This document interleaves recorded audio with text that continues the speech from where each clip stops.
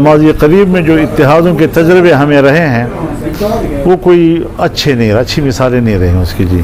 तो अब मज़ीद हम किसी को शर्मिंदा करना चाहते हैं, ना खुद शर्मिंदा होना चाहते हैं। अस्सलाम वालेकुम व्यूअर्स, उम्मीद करता हूँ कि आप सब ठीक होंगे। अल्हम्दुलिल्लाह मैं भी ठीक हूँ। मैं हूँ आमिर खान। हुकूमत फिर से मुश्किल में। मौलाना फजल रहमान ने हुकूमत से इत्तेहाद करने से इनकार कर दिया और इमरान खान का साथ देने का ऐलान कर दिया। देखें उनकी ये प्रेस कॉन्फ्रेंस में।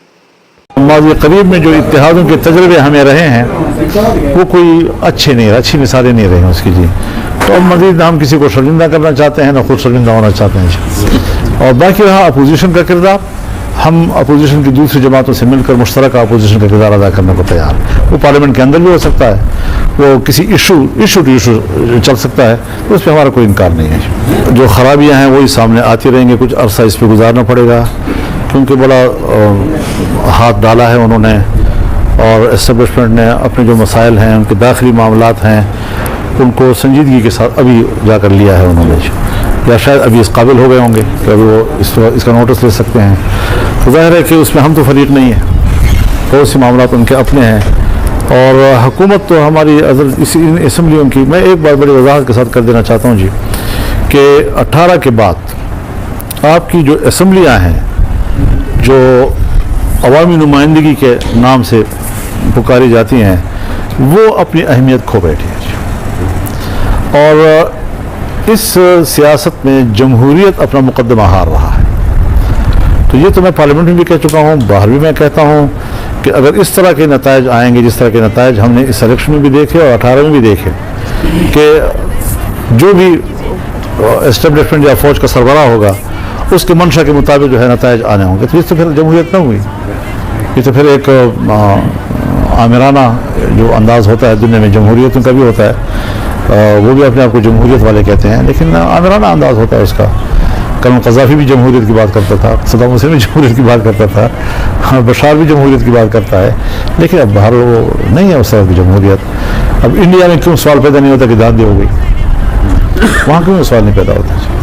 अमेरिका में क्यों ये सवाल पैदा नहीं होता जी? बरतानिया में क्यों ये सवाल पैदा नहीं होता? हमारे यहाँ क्यों ये सवाल पैदा होता है जी कि हर इलेक्शन मुतनाज़ हो जाता है और उसके नतीजे की तस्दीक नहीं करता जी। अब तो मैं तो यहाँ तक कह चुका हूँ, मैं अपनी बात पर कायम हूँ कि बाकायदा असम्बलियाँ जो हैं वो ख़रीदी गई हैं जी। तो इस तरीके से कौन सियासत करेगा जी?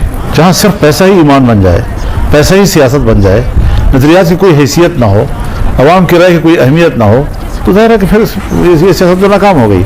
इसलिए मैं कहता हूँ कि अब अवामी असम्बलियाँ जो सड़कों पर अवामी क़ुव्वत को इकट्ठा करना, ये है असल में वो जो अहमियत रखेगी और आने वाले हालात में इसी की अहमियत होगी कि आपके पास स्ट्रीट पावर क्या है। अगर आपके मुल्क में अदम इस्तेहकाम है सियासी तौर पर, तो मईशत पर तो असरानंदाज होगा, माशरती इस्तेहकाम को उसके साथ आएगा, बल्कि स्टेट गैर मुस्तहकम हो जाता है जी। अब अगर स्टेट भी गैर मुस्तहकम हो जाए तो आज आपने देखा जी बांग्लादेश में क्या हुआ, यानी एक 20 दिन के अंदर क्या पलट गया जी सूरत हाल का। वजह ये थी कि वो जो मैंडेट था वो एक गुब्बारा था, बस हवा थी, जो ही उसमें सुई चुभी हवा खारिज। तो यहाँ पर भी सूरत हाल इस तरफ क्यों जा रही है? तो हम तो अपने तौर पर उस हालत में नहीं जाना चाहते, उसको कंट्रोल करना चाहते हैं। और अभी भी मैं सोचता हूँ कि अगर ये लोग आने वाले मुस्तक़बिल में ऐसी ज़मानतें फ़राहम कर लें कि वो मुदाखलत नहीं करेंगे और हम अपना वोट आज़ादी से इस्तेमाल करेगा, मुझे अपने शिकस्त पर कोई इतराज़ नहीं होगा। अगर मुझे डेरा का आवाम वोट नहीं देता और मैं उनका नुमाइंदा नहीं बन सकता तो उनका हक है, लेकिन अगर मैं उनका नुमाइंदा हूँ और नतीजा कुछ और आता है तो फिर क्या करेंगे? ये चीज़ है काबिल एतराज़। हमें पूरे मुल्क के नताइज पर एतराज़ है, सिर्फ पंजाब और सिंध के नताइज पर नहीं, बलूचिस्तान के नताइज पर भी और के पी के नताइज पर। जमीयत का अलग मौक़िफ़ है, तो इसी तरह मुख्तलिफ है। तो अगर इस पर वो आते हैं सारे तो आए, बिस्मिल्लाह करें, हम बातचीत करने के लिए भी तैयार हैं। और हम आप कहते हैं कि इस हुकूमत से बात करो, इसके बाद इख्तियार क्या है? मैंने तो कभी इनकार नहीं किया। शहबाज शरीफ साहब आते हैं, एक दफ़ा आए, दूसरी दफ़ा आए, तीसरी दफ़ा आए, मेरा नवाज शरीफ साहब आए, जो भी आता है मैं तो अपने घर में उनका इस्तेमाल करता हूँ, उनकी इज़्ज़त देता हूँ, लेकिन उनके पास है क्या? उनके पल्ले क्या है? जो मेरा एतराज़ है और जिसमें मैं फ़रीक हूँ, उसका मुझे क्या जवाब दे रहे हैं? यह अजीब खबर है। मौलाना साहब मान जाएंगे, मौलाना साहब को मनाने जा रहे हैं, तो किस चीज़ पर मनाने के लिए? आपने मेरा माल लूटा है, आपने मेरी ज़मीन पर कब्जा किया है, आपने मेरी इज्जत अबरू को हाथ लगाया है। ये तो नहीं है कोई ऐसी कि आप मुझे मनाने के लिए, किस बात के मनाने के लिए? میں ایک سیاسی موقف لیے ہوئے ہوں اور اس میں خود کو اپنا بھرپور فریق سمجھتا ہوں اور یہ مقدمہ قومی سطح پر عوامی سطح پر لڑنا چاہتا ہوں اور یہ لڑوں گا. اس میں کسی کو منانے نہ منانے کا کوئی سوال نہیں ہے. اختلاف کو دور کریں, تحفظات کو دور کریں, ہمیں مطمئن کریں. میں پاکستان کا ایک شہری ہوں. جس طرح مجھے آپ کو مطمئن کرنا ہے, آپ کو بھی مطمئن کرنا ہے. آپ کو ہر شہری کو اطمینان ضروری ہے جی, ورنہ اس طرح تو پھر ہر شخص گھر میں کہے گا جی میرے ووٹ کا کیا فائدہ جی. تو آپ کا بجٹ یہ کیا ہے آئی ایم ایف تیار کرتا ہے. پہلے تو ہم کہتے تھے کہ ایک ڈیسک ہے ان کا یہاں بیٹھا ہوا جو ایڈوائز کرتا ہے جی, لیکن اب تو خود بناتا ہے, بنا کر دیتا ہے آپ کو جی آپ بول رہے ہیں بس وہاں پر جی.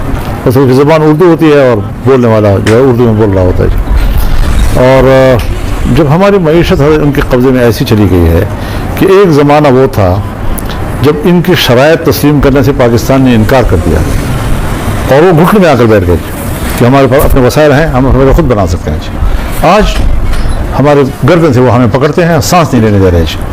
ہم کوئی اپنا فیصلہ خود نہیں کر سکتے جی.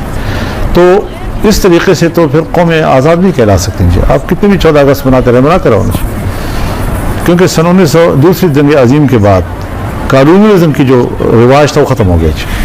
اب سیاسی لحاظ سے, اقتصادی لحاظ سے اور دفاعی لحاظ سے غریب ملکوں کو اور جو درمیانہ ممالک ہیں ان کو کنٹرول کیا جاتا ہے. اس طریقے سے دنیا میں جو اب عالمی قوتوں کا ایک, اب اس کے لیے قوم کو متحد ہونا ہوگا کہ ہم باہر کے دباؤ میں نہیں آنا چاہتے, ہم باہر کے دباؤ سے نکلنا چاہتے ہیں.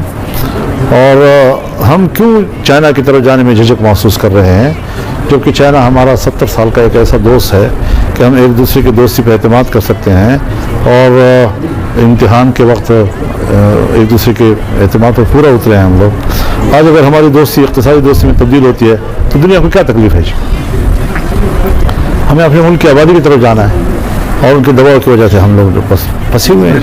ماضی قریب میں جو اتحادوں کے تجربے ہمیں رہے ہیں وہ کوئی اچھے نہیں رہے, اچھی مثالیں نہیں رہی اس کی جی. تو اب مزید نہ ہم کسی کو شرمندہ کرنا چاہتے ہیں نہ خود شرمندہ ہونا چاہتے ہیں جی. اور باقی رہا اپوزیشن کا کردار, ہم اپوزیشن کی دوسری جماعتوں سے مل کر مشترکہ اپوزیشن کا کردار ادا کرنے کو تیار.